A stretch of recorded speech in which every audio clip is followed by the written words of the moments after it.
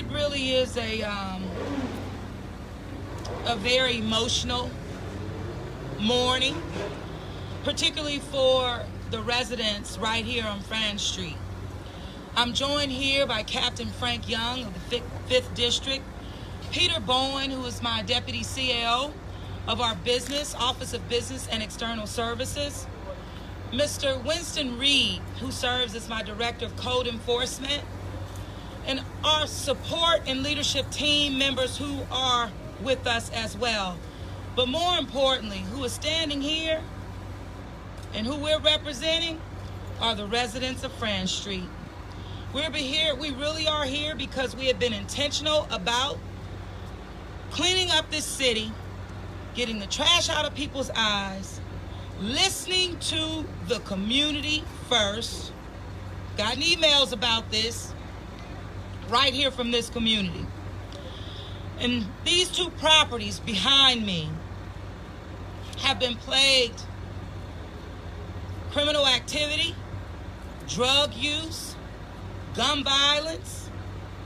I mean, around the clock, it seems like really drug use when you would see what's inside. Needles everywhere, hundreds of needles, unbelievable.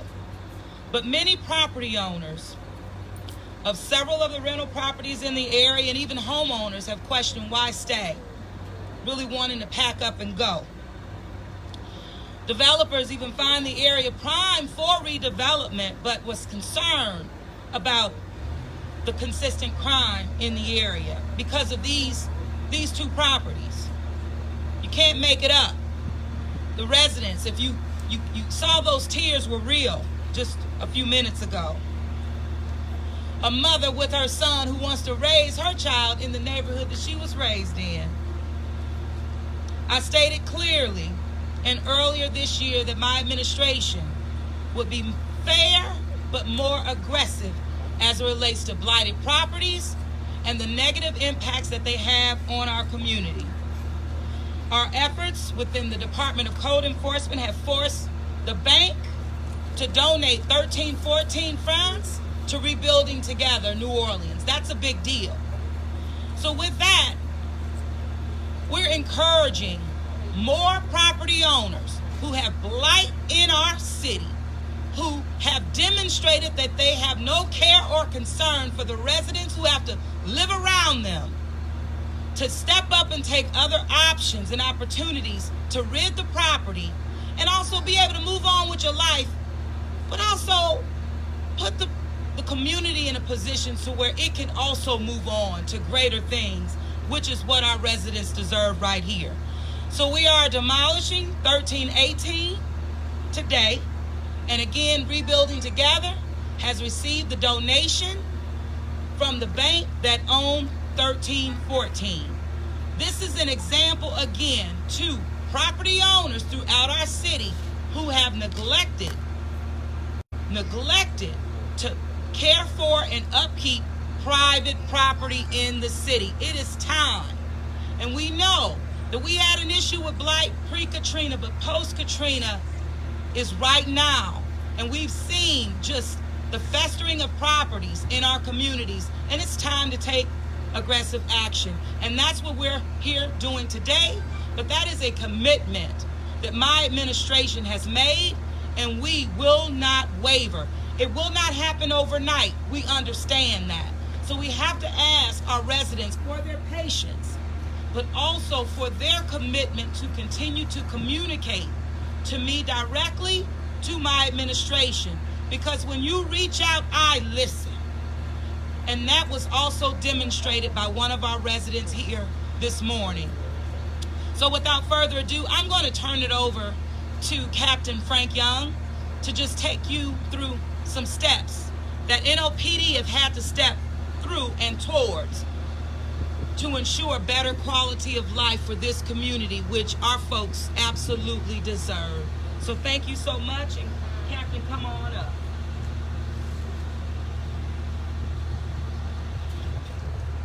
Thank you, Ms. Mayor. Today was, there's a whole range of emotions going on here today. I was happy to hear that these properties were being demolished. I'd like to thank Winston Reed from Safety and Permits, Code Enforcement, and I'd like to thank Kristen Palmer's office for getting involved, and of course the mayor for her leadership, making sure this gets done. For years, I've stood out here behind yellow tape during the day, during the night, all hours, early morning, sunrise, sunset, with victims of shooting, addiction, and so when I tell you the whole range of emotions, it really does touch. I'm happy that this was torn down, but I personally know people who have had family members, who have lost family members to addiction, related to what goes on in these two houses behind us. So I'm both happy, but it also makes me remember all of the victims that have fallen prey to the drug trade out here. And I particularly want to thank the young ladies that you may have interviewed earlier, from both ends of the street. We did stand out here 5 years ago and have a press conference, and we spoke with them, and we heard their concerns. And this has been a long, long battle. That's why today is a very good day, because this neighborhood deserves to have these two properties of vacant land. Anything, whether it's going to be rehabilitated, whether it's going to be a garden like it is on the other side, a neighborhood garden, which, by the way, has become overcome with weeds because of the violence in the neighborhood. Hopefully, we can restore some of that. This is just a start, and I hope to continue. I told the mayor earlier I'd like to buy Winston a bulldozer and put it to use every day. Thank you. Thank you. So we're passionate about this, and you just can't make it up. I'm going to ask Mr. Peter Bowen to come forward at this time. Peter?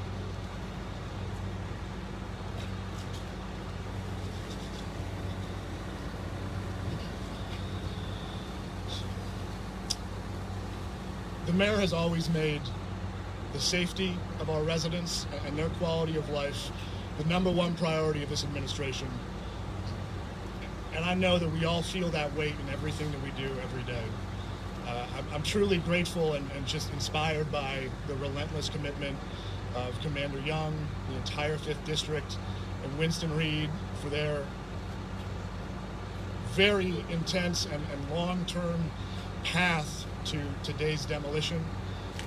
I hope that this demolition serves as a signal of hope to our residents through this very dark time. Things will get better. The Office of Business and External Services was created and tasked by the mayor in determining a path forward to create a more resilient and equitable economic future for all of our residents. And I'm incredibly excited to see these sites transformed into additional affordable housing units, and will spark a safer France Street for all of our residents. So thank you all. Thank you, Peter. Thank you, Peter.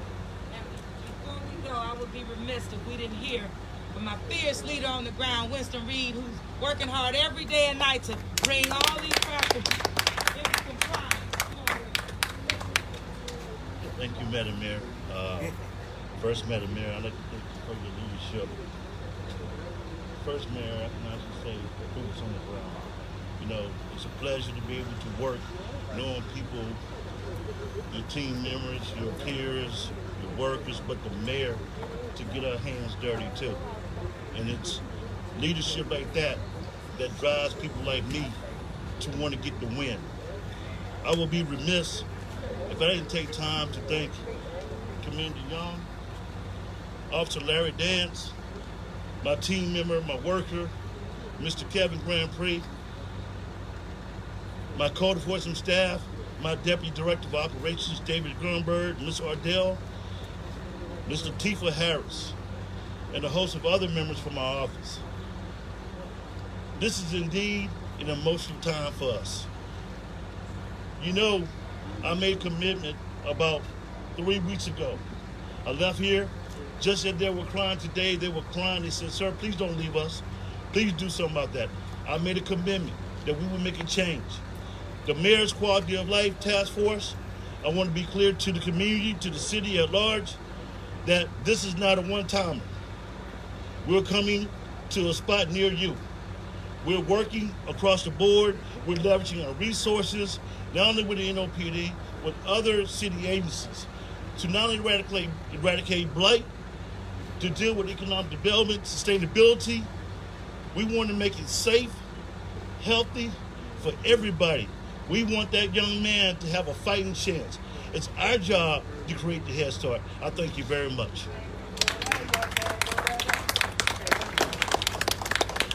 Thank you all so much, Yes, time Mr. for a Chairman. couple of questions. Yeah, Dolly, WPSU, you good?